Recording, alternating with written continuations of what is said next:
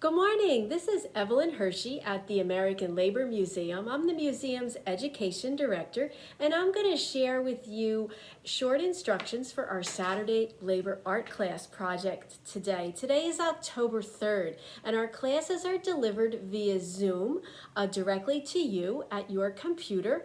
Sign up on Friday before the class, and a link will be sent to you. And if you miss the opportunity to Zoom with us, then you can watch a video on our website like this one.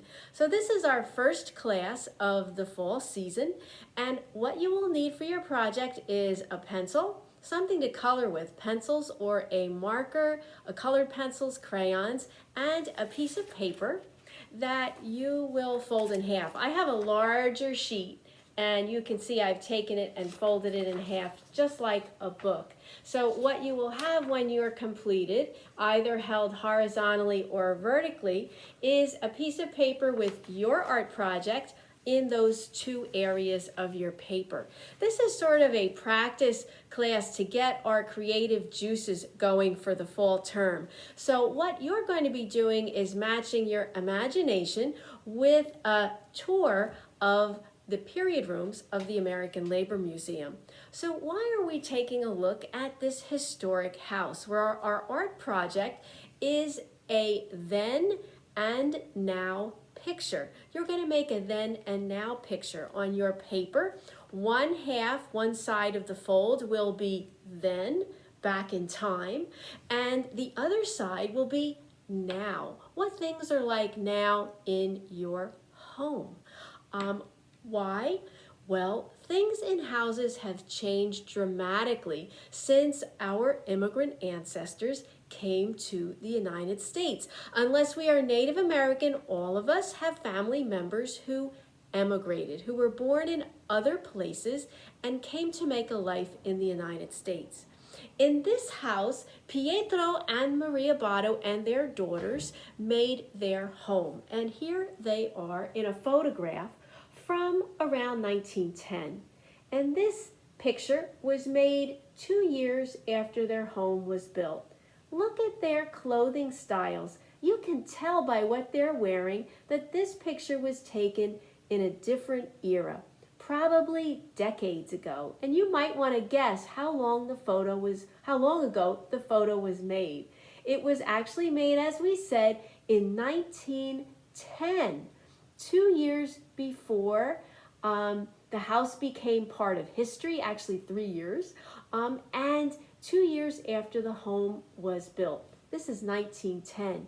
In 1907, I would not be sitting in a kitchen at the home of Pietro and Maria Botto. There was simply fields where this house is now located. Pietro and Maria bought a lot of land and asked an architect to design a 12-room house for them. In 4 of the rooms, which we are going to visit today, the museum has recreated their lifestyle. What was it like to live in a house in 1908? Well, if you lived in that time, you might have something like this on your kitchen stove behind me. I'll move my camera so you can see a little bit better in a few minutes. Any idea what this would be used for? Look at it carefully. It's made out of aluminum or metal, and on the bottom there's lots and lots of holes. People who visit the museum always tell me it looks like a cheese grater. It sat on the stove and made something that you and I probably have a lot of times for breakfast, especially if we're in a hurry. How many of you have toast in the morning? You take a slice of bread, put it in your electric toaster, and it pops up all warm and nice and brown, and you can put whatever you like on the top. Lots of butter and some jelly, whatever you like. This is Maria Botto, Mrs. Botto's toaster. Oh my goodness, how would it work?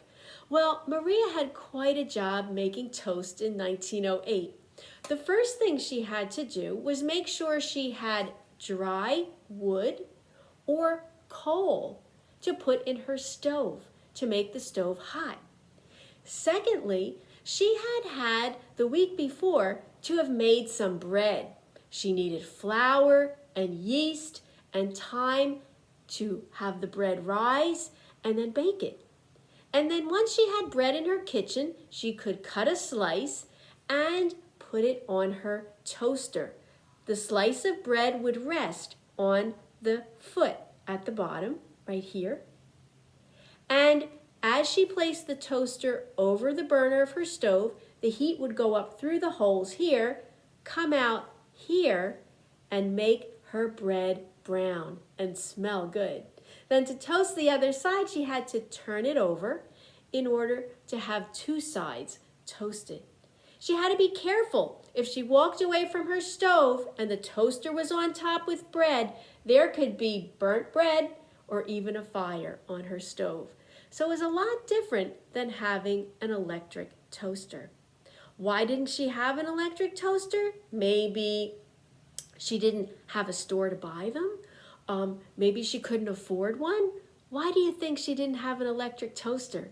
Most working families in 1908 didn't have electric toasters. In fact, they didn't have electric anything. People didn't have homes with electricity. This house was lit with gas lights, and most of the appliances that are here require your muscle. In fact, if you visit the museum and individuals, you can come with your family and visit. Even during our pandemic, we're open to small groups like your family. You can come and see some of the appliances the family used. So right now, what I'd like to do is take you for a short tour of the period rooms. Look at the rooms as I point out certain objects and think about how your house is different or the same from an immigrant family's home in 1908. The Botto family were immigrants from Italy. They arrived at Ellis Island, a very typical immigrant story for the 1890s. And by 1908, they had a home of their own. So let's take a look and see what their house looked like at that time. Are you ready? The stove is behind me. You won't see me for a minute, but you'll see some neat stuff. The stove, which is behind me, has a lot of appliances on it. And you can see the large coffee and teapots used every day, and a big copper pot in the back used for making polenta, a northern Italian dish. Very easy to make and inexpensive. As we move around the kitchen, you can see the sink that was used for washing pots and pans. And also, you can see some appliances that have handles. Let me walk over here to the grinder that we see here. Maria would make homemade sausage and used her muscle to turn the crank to grind the meat, so it was fine to stuff into casings. Every appliance had a handle, no electricity. And then as we walk around the kitchen, there is a big brown piece of furniture that you'll see here that is called an ice box. How does an ice box work? With ice. Ice is stored inside to keep food from spoiling. What do you use in your kitchen to keep food fresh? Certainly not an ice box. It was the children's chore to empty the pan at the very bottom of the icebox because it filled with water from the melting ice. I bet you have chores at home too. Now, if we walk into the dining room where everyone ate, notice the beautiful lamp hanging from the ceiling. Well, not really hanging. It's suspended by a pipe which carries gas to provide energy for the light. Not electricity. No electricity in this home. As we walk into the dining room, we can see a table that is set for a Sunday meal. Everybody works 6 days a week, but Sunday was a free day. So people would spend a little more time and have a nice meal with one another. There is no paper or plastic on the table.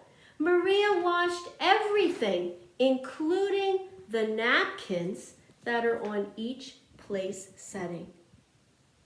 How did Maria do her laundry? She used a sink and a scrubbing board and a wash line outside.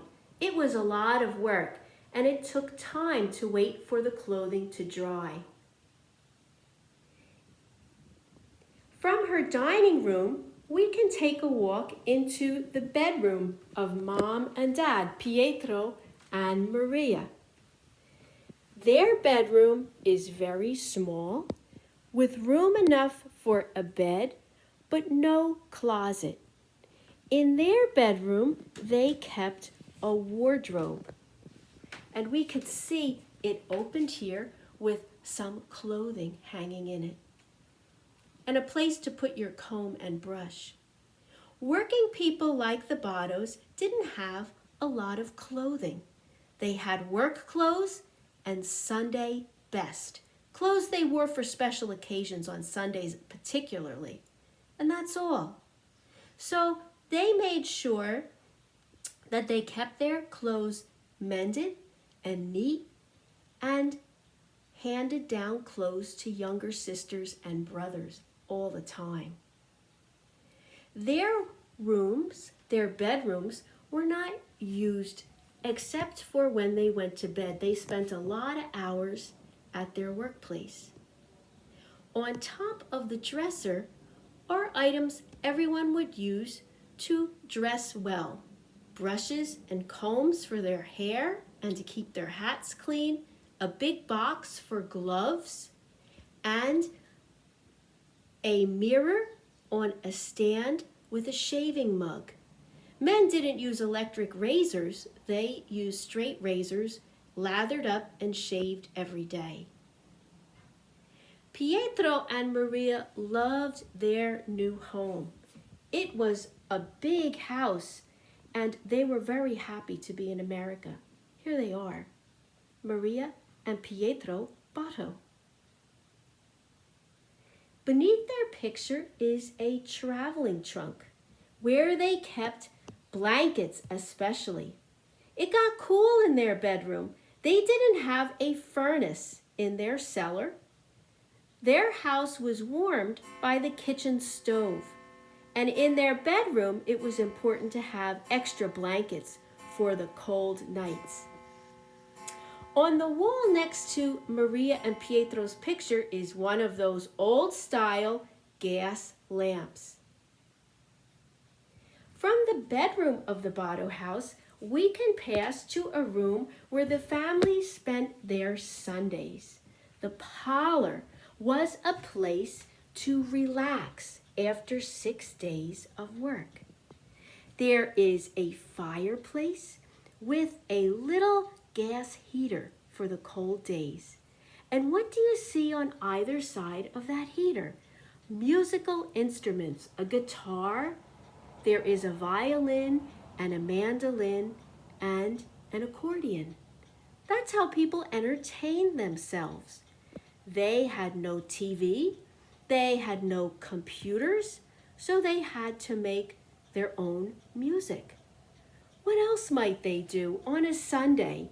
Well, they sat and they talked a lot, had a lot of conversations. And they also spent time reading books. They especially liked to read books from Italy. They liked to know what their family members back home were reading, so they kept a stack of books by their couch. The small wooden box, also here next to the books, has inside, can you guess, can you see? Chess pieces. Of course, on a Sunday, people would play board games. You probably still do at home.